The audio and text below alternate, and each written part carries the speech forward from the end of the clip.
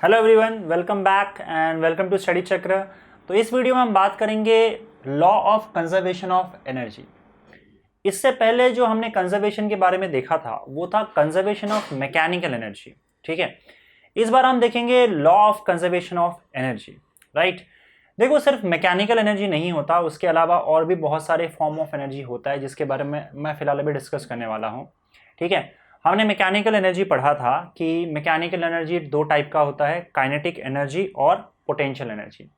लेकिन kinetic energy और potential energy के अलावा और भी बहुत सारे एनर्जी होते हैं। ठीक है, मैंने आपको जैसे बताया था कि अगर सपोज करो एक बॉडी है, ठीक है, एक टेबल पे अगर सपोज करो एक बॉडी है और वो बॉडी स्लाइड कर रहा है, ठीक है, तो ये एक्चुअली में फ्रिक्शन के अगेंस्ट स्लाइड करता है। और फ्रिक्शन एक ऐसा फोर्स है जो कंजर्वेटिव फोर्स नहीं है।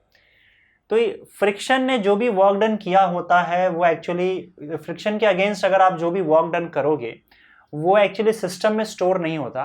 ठीक है, और वो हीट, लाइट या साउंड के फॉर्म में बाहर आ जाता है। तो इसका मतलब ये जो तीन एनर्जी की बात कर रहा हूं मैं, heat, light, sound, they are also form of energy only. Right, तो हमने मैकेनिकल एनर्जी के बारे में पढ़ा था, काइनेटिक एनर्जी, पोटेंशियल एनर्जी। उसके अलावा हीट एक फॉर्म ऑफ एनर्जी होता है। जैसे आपको पता है कि अगर सपोज करो आप आयन करते हो ना, तो वहाँ पे एक्चुअली हीट जो होता है वो हीट का आप यूज़ करते हो, हीट एनर्जी का हम लोग यूज़ करते हैं वहाँ पे।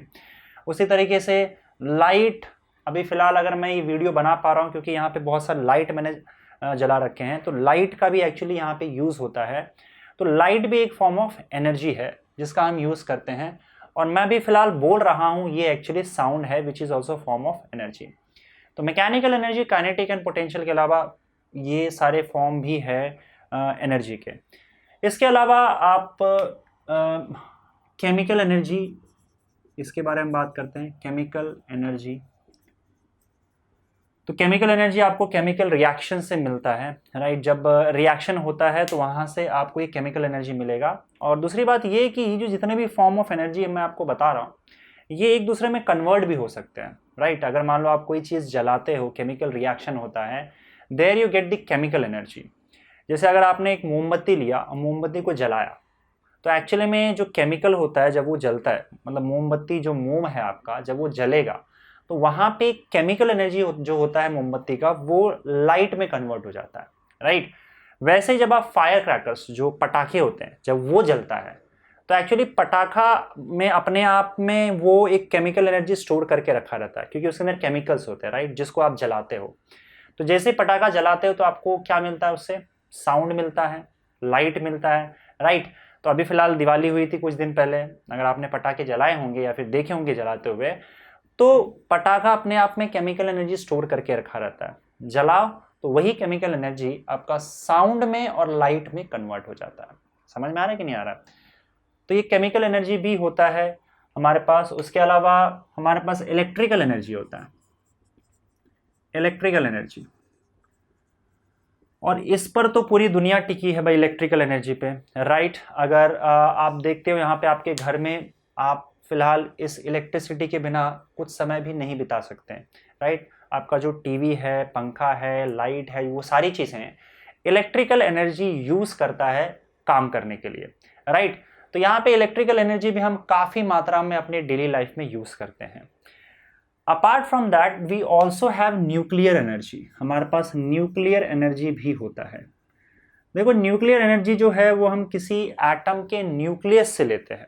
राइट, न्यूक्लियर एनर्जी हमको बेसिकली दो प्रोसेस से मिलता है मेनली, और जिसमें एक प्रोसेस का नाम होता है न्यूक्लियर फ्यूजन और दूसरा होता है आपका न्यूक्लियर फिशन। देखो इसके बारे में डिटेल्ड एक्सप्लेनेशन तो यहाँ पे नहीं होगा क्योंकि आप इसके बारे में और एक अलग से चैप्टर में पढ़ोगे न्यूक्लियर एनर्जी के बारे में।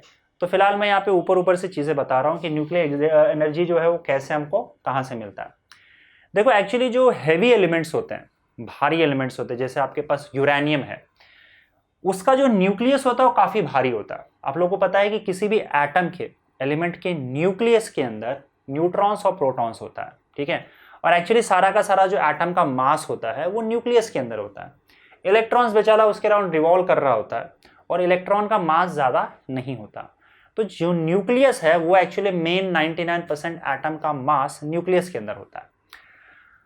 अच्छा, अब ये जो न्यूक्लियस होता है, जैसे बहुत भारी न्यूक्लियस हो गया, जैसे यूरेनियम की हम बात कर रहे हैं, तो यूरेनियम में आपको पता है 238 न्यूट्रॉन्स और प्रोटॉन्स होते हैं, 238, राइट। ये आपके न्यूक्लियस के अंदर 238 न्यूट्रॉन्स और प्रोटॉन्स है। ऐसे केस में होता क्या है कि ये जो यूरेनियम है वो दो लाइटर एलिमेंट्स में कन्वर्ट हो जाते हैं। ये अपने आप में बहुत हैवी एलिमेंट है, ये दो छोटे छोटे न्यूक्लियस में या लाइट न्यूक्लियस में कन्वर्ट हो जाते हैं। तो जब छोटे छोटे न्यूक्लियस में कन्वर्ट होता है तो उसमें देखो एक चीज़ होता क्या है कि इस यूरेनियम का जो भी मास होगा, ठीक है, और इन दोनों का जो टोटल मास होगा वो दोनों सेम होना चाहिए, क्योंकि यही एक्चुअली में दो छोटे छोटे न्यूक्लियस में बट गया है।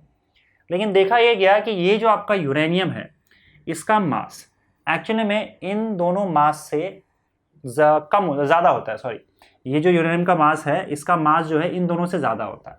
मतलब ये कि जब ये यूरेनियम इन दो छोटे छोटे न्यूक्लियस में कन्वर्ट हुआ, यूरेनियम का न्यूक्लियस जब इन दो छोटे छोटे न्यूक्लियस में कन्वर्ट हुआ तो कुछ अमाउंट ऑफ मास गायब हो गया, क्योंकि इनका टोटल मास इसके मास से कम आ रहा था।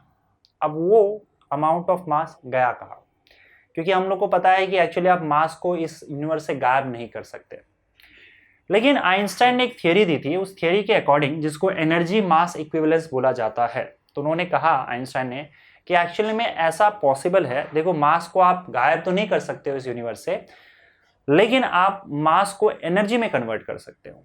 और उन्होंने एक इक्वेशन दिया जिसको ये E is equal to M C square, बहुत ही फेमस इक्वेशन है, ये आप जानते होंगे, E is equal to M C square, ये इक्वेशन दिया था और कहा था कि इस इक्वेशन के हिसाब से आप मास को एनर्जी में कन्वर्ट कर सकते हो।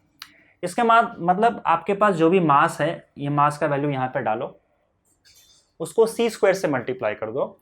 c एक्चुअली में स्पीड ऑफ लाइट होता है, जिसका वैल्यू 3 × 10⁸ मीटर पर सेकेंड होता है। तो जितना भी मास है आपके पास, वो मास यहाँ पे डालो, c का वैल्यू यहाँ पे डालो स्क्वायर करके और मल्टीप्लाई कर दो, तो इतना अमाउंट ऑफ एनर्जी आपको उस मास से मिलेगा। मतलब ये कि जो भी आपका मास गायब हुआ होगा वो मास यहाँ पे आप डालो, उसको c स्क्वायर से मल्टीप्लाई कर दो, तो जो भी वैल्यू आएगा एनर्जी का, इसका मतलब उतना मास उस एनर्जी में कन्वर्ट हो चुका है। तो आप मास को एनर्जी में, पूरी तरह से एनर्जी में कन्वर्ट कर सकते हो। मतलब आपका मास तो गायब हो जाएगा पर उतना फॉर्म ऑफ एनर्जी आ जाएगा। कितना एनर्जी आएगा इस इक्वेशन से आप निकाल लो, आपको मिल जाएगा। फॉर एग्जाम्पल, अगर आप सपोज करो आप 1 किलो मास लेते हो तो उससे आपको कितना एनर्जी मिलेगा बताओ। तो यहाँ पे देखो, यहाँ पे हम सॉल्व कर लेते हैं। E is equal to m is 1 kg multiplied by 3 × 10⁸ का square, so that will come out to be 9 × 10⁸ to 16 joule. अगर आप 1 kg मास को डिस्ट्रॉय करते हो तो आपको 9 × 10⁻16 जूल ऑफ एनर्जी मिलता है। समझ में आया? सो एनर्जी आप मास को डिस्ट्रॉय करके भी ला सकते हो, या फिर अगर सपोज करो आपका मास डिस्ट्रॉय होता है, मास को एनर्जी में कन्वर्ट किया जा सकता है। यहाँ पे देखो होता क्या है कि क्योंकि यूरेनियम आपके पास जो न्यूक्लियस है, जब वो दो छोटे छोटे न्यूक्लियस में या लाइटर न्यूक्लियाई में कन्वर्ट हुआ तो कुछ अमाउंट ऑफ मास गायब हो जाता है इस प्रोसेस में, और वो जितना अमाउंट ऑफ मास एक्चुअली गायब होता है वो एनर्जी में कन्वर्ट हो जाता है, ठीक है, इस इक्वेशन के हिसाब से।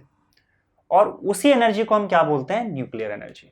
क्योंकि हमको ये न्यूक्लियस के मास से मिला है इसलिए हम इसको न्यूक्लियर एनर्जी बोलते हैं। और ये जो प्रोसेस मैंने आपको यहाँ पे बताया कि जो एक हैवी न्यूक्लियस है वो लाइटर न्यूक्लियाई में कन्वर्ट होता है और गायब हुआ मास एनर्जी में कन्वर्ट होकर बाहर आता है, तो एक जबरदस्त अमाउंट ऑफ एनर्जी आपको मिलता है।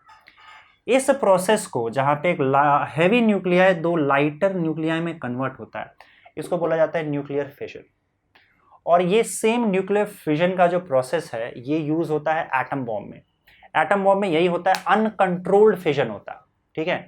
तो उसमें एक्चुअली चेन रिएक्शन होता है, फटाफट, मतलब बार बार ये आपका फिशन कंटिन्यूसली चलते जाता है, जिसकी वजह से हर फिशन रिएक्शन के बाद क्या होगा, एक जबरदस्त अमाउंट ऑफ एनर्जी रिलीज होगा, क्योंकि कुछ अमाउंट ऑफ मास जो है वो एनर्जी में कन्वर्ट हो जाता है। तो इस तरीके से आपको न्यूक्लियस एनर्जी मिलता है, and that is what you call nuclear energy. इस प्रोसेस को कंट्रोल भी किया जाता है, जिसको हम लोग कंट्रोल्ड न्यूक्लियर फिशन बोलते हैं। और उस कंट्रोल न्यूक्लियर फिजन से हम क्या करते हैं, एनर्जी जनरेट करते हैं और घर घर पहुंचाते हैं। हम इसी को इलेक्ट्रिकल एनर्जी में भी कन्वर्ट करते हैं और जो हमारे घर घर तक है वो इलेक्ट्रिसिटी प्रोवाइड किया जाता है। तो न्यूक्लियर एनर्जी को इलेक्ट्रिकल एनर्जी में भी कन्वर्ट किया जा सकता है, ठीक है। दूसरा है आपका nuclear fusion. Nuclear fusion actually उल्टा प्रोसेस है। इसमें क्या होता है, छोटे छोटे न्यूक्लियस कंबाइन हो जाते हैं और इसमें बड़ा न्यूक्लियस या हैवी न्यूक्लियस बनता है। इस प्रोसेस में भी एनर्जी रिलीज होता है। इसमें होता है क्या है कि छोटे छोटे न्यूक्लियस जो 2 हो सकते हैं, 3 हो सकते हैं, 4 हो सकते हैं, ये कंबाइन होकर एक बड़ा न्यूक्लियस बनता है। और इसमें भी ये देखा गया कि इसका जो मास होता है बड़े न्यूक्लियस का जो बना है, इसका मास इन दोनों के कंबाइंड मास से कम आता है। तो अगेन इस प्रोसेस में भी क्या हुआ, कुछ अमाउंट ऑफ मास गायब हुआ और वो एनर्जी में कन्वर्ट होकर बाहर आता है। तो यहाँ पे क्योंकि फ्यूज हो रहा है इसलिए इसको हम क्या बोलते हैं, फ्यूजन बोलते हैं। इस तरीके का कंट्रोल रिएक्शन हम अर्थ पे तो अभी तक नहीं कर पाए, लेकिन हाँ ये जरूर है कि ये जो न्यूक्लियर फ्यूजन का रिएक्शन होता है वो सन में होता है। सन में जितनी एनर्जी आपको दिखती है, इतनी हीट और लाइट की एनर्जी, उसका सोर्स ही न्यूक्लियर फ्यूजन है। सन के कोर के अंदर होता क्या है, हाइड्रोजन के 4 न्यूक्लियस कंबाइन होकर एक हीलियम का न्यूक्लियस बनाता है। तो हीलियम एक हैवी एलिमेंट है, इसका मास इससे हाइड्रोजन से 4 गुना ज़्यादा होता है। तो इसीलिए 4 हाइड्रोजन के जो न्यूक्लियस है वो कंबाइन होकर हीलियम बनते हैं, ठीक है। और यहाँ पे ये देखा गया है कि ये जो हाइड्रोजन के चारों का मास अगर आप ऐड करो तो हीलियम के मास से आपको ज़्यादा मिलेगा। मतलब ये पूरा का पूरा 4 हाइड्रोजन जब कंबाइन होकर हीलियम में कन्वर्ट हुआ तो कुछ अमाउंट ऑफ मास यहाँ पे गायब हो गया। वो किस में कन्वर्ट हो गया, एनर्जी में कन्वर्ट हुआ और यहाँ से एनर्जी रिलीज होती है। वो एनर्जी हीट के फॉर्म में रिलीज होती है, लाइट के फॉर्म में रिलीज होती है और इसलिए आपका जो सन है वो इतना चमकता है लाइट के फॉर्म में और उसके अंदर ट्रेमेंडस अमाउंट ऑफ एनर्जी होती है, हीट होता है, समझे। तो यहाँ पे फ्यूज हो रहा है इसलिए हम इसको फ्यूजन रिएक्शन बोलते हैं, न्यूक्लियर फ्यूजन, ओके। तो ये आपको सन में देखने को मिल जाता है। तो इस तरीके से चाहे न्यूक्लियर फ्यूजन हो या न्यूक्लियर फिजन हो, हमको यहाँ से भी एनर्जी मिलती है और जिसको हम न्यूक्लियर एनर्जी बोलते हैं। तो ऐसे तमाम टाइप ऑफ एनर्जी है हमारे यूनिवर्स में, राइट, जिसका हम लोग को फ़ायदा होता है, जिसको हम लोग यूज़ करते हैं, ओके। अब law of conservation of energy क्या कहती है वो ध्यान से सुनो। According to law of conservation of energy, आप इस पूरे यूनिवर्स में एनर्जी को ना ही क्रिएट कर सकते हो ना ही डिस्ट्रॉय कर सकते हो। इसका मतलब ये कि इस पूरे यूनिवर्स में जितना अमाउंट ऑफ एनर्जी था उतना आज भी है और उतना ही कल रहेगा। आप इस पूरे यूनिवर्स में से ज़रा सा अमाउंट ऑफ एनर्जी भी डिस्ट्रॉय नहीं कर सकते, गायब नहीं कर सकते, ठीक है। और ना ही आप क्रिएट कर सकते हो। इस यूनिवर्स का एनर्जी आप बढ़ा भी नहीं सकते, ना ही कम कर सकते हैं। जितना है उतना ही रहेगा। हाँ, ये ज़रूर है कि आप एक फॉर्म ऑफ एनर्जी को किसी दूसरे फॉर्म में कन्वर्ट कर सकते हो, ठीक है। तो अगर मान लो कुछ अमाउंट ऑफ साउंड एनर्जी कहीं से गायब हो गया तो हो सकता है किसी और फॉर्म में कन्वर्ट हो गया हो, उतनी ही लाइट एनर्जी बढ़ जाएगी या उतनी हीट बढ़ जाएगी, ठीक है। तो आप बस एक दूसरे के फॉर्म में इस एनर्जी को कन्वर्ट कर सकते हो, लेकिन एनर्जी ज़रा सा भी आप डिस्ट्रॉय नहीं कर सकते, ना ही नई एनर्जी इस यूनिवर्स में क्रिएट कर सकते हैं, ठीक है। So that is your law of conservation of energy. समझ में आया। इस लॉ का कोई क्या बोलते हैं, प्रूफ नहीं है। मतलब आपके पास कोई मैथमेटिकल प्रूफ नहीं है, कोई डेरिवेशन नहीं है जिसके थ्रू, कोई थियोरेटिकल प्रूफ नहीं है, ना ही कोई एक्सपेरिमेंटल प्रूफ है जिससे ये साबित कर सके कि हम लोग ये law of conservation of energy जो है वो इस तरीके से हमने प्रूव कर दिया। ऐसा कुछ नहीं है। लेकिन इस लॉ का वायलेशन आज तक कहीं नहीं देखा गया। मतलब ये कि इसको आज तक किसी ने गलत साबित नहीं कर पाया। कोई भी एक्सपेरिमेंट हो, किसी भी तरीके का प्रोसेस हो, कहीं भी कोई ये साबित नहीं कर पाया कि ये जो लॉ है वो गलत है। हालांकि इसका कोई प्रूफ नहीं है, पर इसको आज तक कोई गलत साबित नहीं कर पाया, इसलिए इसको हम लोग सही मान के चलते हैं, राइट। तो इस पूरे यूनिवर्स में जितना एनर्जी था उतना है और उतना ही रहेगा। इस लॉ के according you cannot create or destroy energy. You can just convert one form of energy to another form of energy. That is a law of conservation of energy. समझ में आई बात, ठीक है। तो चलिए, अब तक हम लोग काफ़ी चीज़ें पढ़ चुके हैं, राइट। हमने वर्क काइनेटिक एनर्जी थ्योरम पढ़ा, हमने काइनेटिक एनर्जी पढ़ा, पोटेंशियल एनर्जी पढ़ा, ये सारी चीज़ें पढ़ी। और यहाँ पे वर्क काइनेटिक एनर्जी को अब मैं जनरलाइज करने जा रहा हूँ। देखो, वर्क काइनेटिक एनर्जी के अकॉर्डिंग आप जितना भी वर्क डन करोगे उतना सिस्टम में या फिर बॉडी का काइनेटिक एनर्जी चेंज होगा। जितना वर्क डन किया उतना काइनेटिक एनर्जी चेंज हो जाएगा, राइट। अब देखो, वर्क डन जो है वो फोर्स करता है, और मैंने ये भी बताया था कि वर्क डन का मतलब होता है एनर्जी ट्रांसफर, ठीक है। और हमने देखा कि हमने दो टाइप का फोर्स पढ़ा था, conservative force, non conservative force, right. तो यहां पे जो एक्चुअली वर्क डन लिखा हुआ है ये टोटल वर्क डन होता है, ठीक है। कोई बॉडी पे अगर 10 फोर्सेस लग रहे हैं तो जो टोटल वर्क डन होगा सारे फोर्सेस का, वो वर्क डन यहां पे लिया जाएगा। समझ में आ रहा है? किसी एक पर्टिकुलर टाइप ऑफ फोर्स का वर्क डन नहीं होगा। किसी बॉडी पे अगर जितने भी फोर्सेस लग रहे हैं और जिस टाइप के भी फोर्सेस हो, चाहे वो कंजर्वेटिव फोर्स हो, नॉन कंजर्वेटिव फोर्स हो, बाहर से फोर्स लगाया हो, इंटरनल फोर्स हो, जो भी फोर्सेस है, उन सारे फोर्सेस का टोटल जो भी वर्क डन होगा वो work done that will be equal to change in kinetic energy. समझ में आया? तो देखो, कंजर्वेटिव और नॉन कंजर्वेटिव फोर्सेस के बारे में आप लोग जानते हो। उसके अलावा मैं इंटरनल और एक्सटर्नल फोर्सेस की बात करूंगा। हम लोग जब सिस्टम की बात करते हैं तो सिस्टम में मिनिमम 2 पार्टिकल होगा या 2 ऑब्जेक्ट होगा, 2 या 2 से ज़्यादा होगा। तो जब हम लोग बात कर रहे थे कंजर्वेटिव और नॉन कंजर्वेटिव फोर्सेस के बारे में, तो हमने देखा था कि अगर सपोज करो आपके सिस्टम का जो भी ऑब्जेक्ट्स है उसके बीच में फोर्सेस लग रहे हैं, राइट। अगर ये फोर्सेस कंजर्वेटिव फोर्स है तो हम बोल सकते हैं कि इसके बाद हम पोटेंशियल एनर्जी के बारे में बात कर सकते हैं। पोटेंशियल एनर्जी वो एनर्जी होता है जो सिस्टम के कॉन्फ़िगरेशन पे डिपेंड करता है। मतलब सिस्टम में पार्टिकल्स किस पोजीशन पे है या आपका ऑब्जेक्ट किस पोजीशन पे है, उस पे ये डिपेंड करता है पोटेंशियल एनर्जी। अगर आपने सिस्टम का पोजीशन चेंज कर दिया तो इसकी पोटेंशियल एनर्जी भी चेंज हो जाएगी, राइट। पर आपके इसके जो फोर्सेस है वो क्या होने चाहिए? कंजर्वेटिव फोर्सेस होने चाहिए, राइट। अच्छा, ये जो फोर्सेस है जो ऑब्जेक्ट्स एक दूसरे के अंदर लगा रहे हैं, जैसे ये आपका एक सिस्टम हो गया, इस सिस्टम में हमने माना कि 3 ऑब्जेक्ट्स हैं। तो 3 ऑब्जेक्ट का अगर आप सिस्टम मान के चलते हो तो सिस्टम में ऑब्जेक्ट्स जो एक दूसरे पर फोर्स लगाते हैं इसको बोला जाता है इंटरनल फोर्सेस, ठीक है। और ये इंटरनल फोर्सेस कंजर्वेटिव भी हो सकता है, नॉन कंजर्वेटिव भी हो सकता है। अगर नॉन कंजर्वेटिव है तो आपका पोटेंशियल एनर्जी का कोई कॉन्सेप्ट ही नहीं बनता। ये फोर्सेस अगर कंजर्वेटिव हो तब हम पोटेंशियल एनर्जी की बात कर सकते हैं, ठीक है। ये हो गया आपका इंटरनल फोर्सेस। इंटरनल फोर्सेस मतलब सिस्टम में जो पार्टिकल्स आपने कंसिडर किया है उनके बीच लगने वाला फोर्स। तो अगर सपोज करो मैं मार्कर को इस पॉइंट से ड्रॉप करता हूं और मार्कर नीचे जाता है तो हम मार्कर के पोटेंशियल एनर्जी की बात करते हैं। मैंने बताया था कि पोटेंशियल एनर्जी एक्चुअली में किसी एक बॉडी का नहीं बल्कि सिस्टम का होता है। एक बॉडी का कोई लॉजिक ही नहीं है। किसका होता है? सिस्टम का होता है। तो पोटेंशियल एनर्जी इसका और अर्थ के सिस्टम का हम बात करते हैं। तो यहाँ पे एक्चुअली में आपने सिस्टम में 2 ऑब्जेक्ट को कंसिडर कर रखा है जब हम पोटेंशियल एनर्जी की बात करते हैं, जहाँ पे एक तो अर्थ है और दूसरा क्या है? मार्कर है।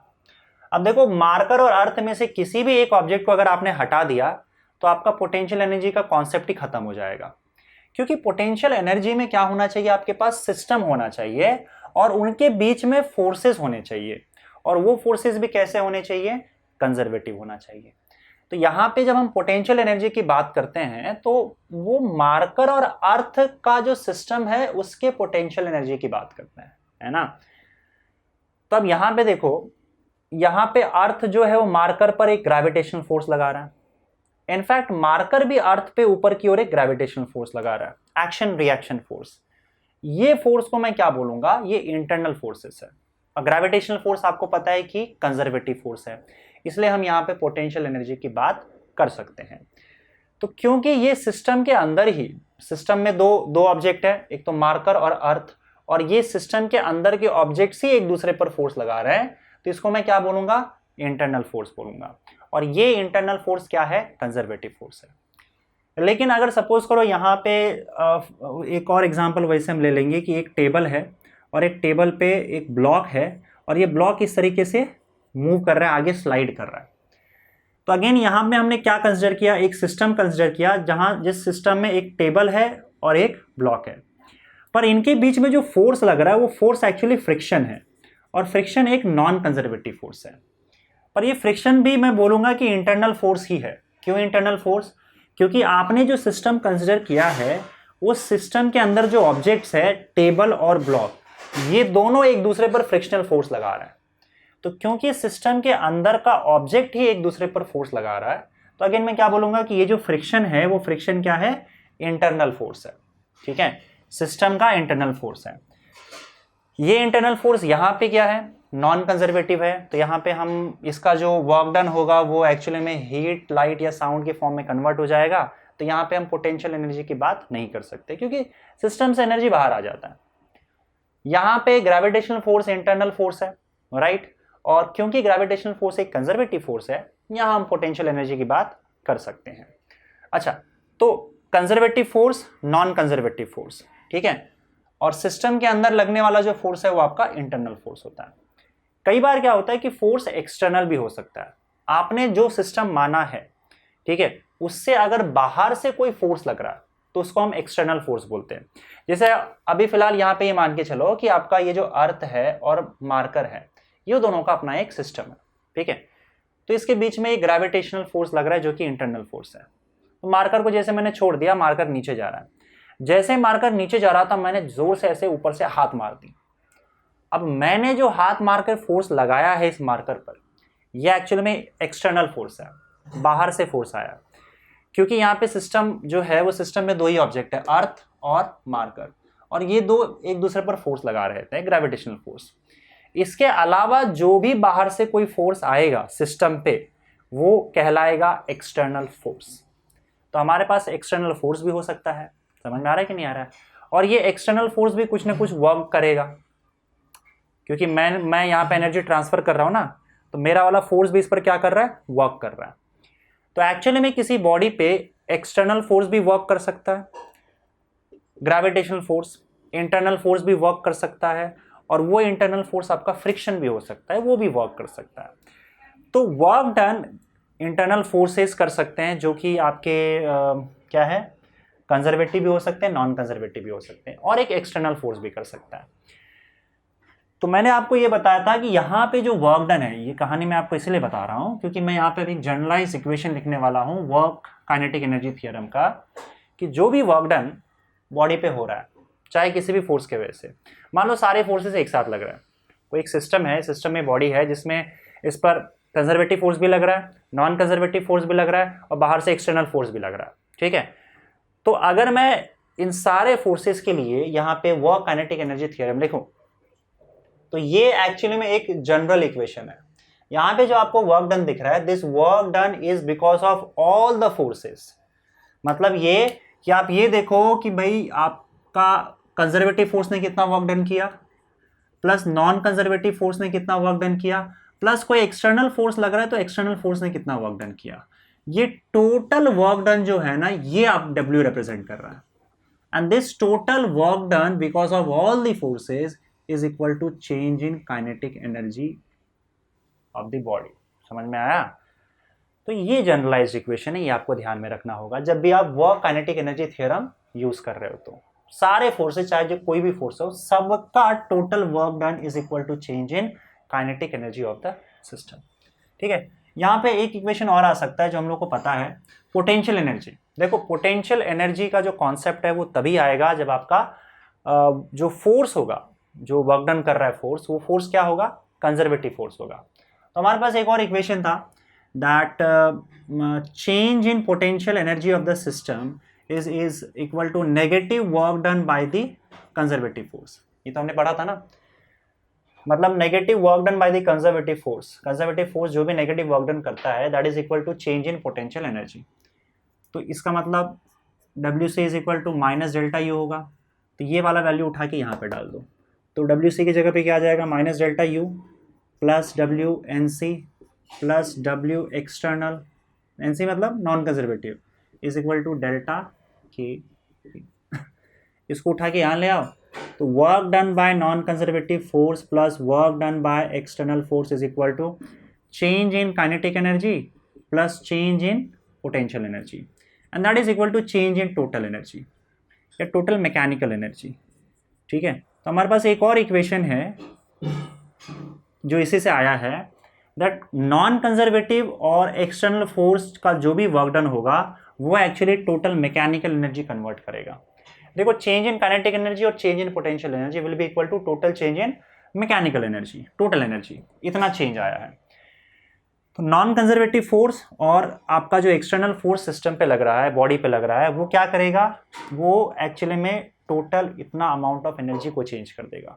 तो टोटल एनर्जी में जितना भी चेंज आया that is equal to work done due to non conservative force plus work done due to external force. ये एक रिजल्ट एक्स्ट्रा हमारे पास आया है, ये हम पहले से ही जानते थे और इसी से हमने पोटेंशियल एनर्जी निकाला था कई चीज़ों का, और ये एक्चुअली आपका जनरल इक्वेशन है। ठीक है, इन इक्वेशंस को आप याद रख सकते हो, राइट। चलिए मिलते हैं अगले लेक्चर में, थैंक यू।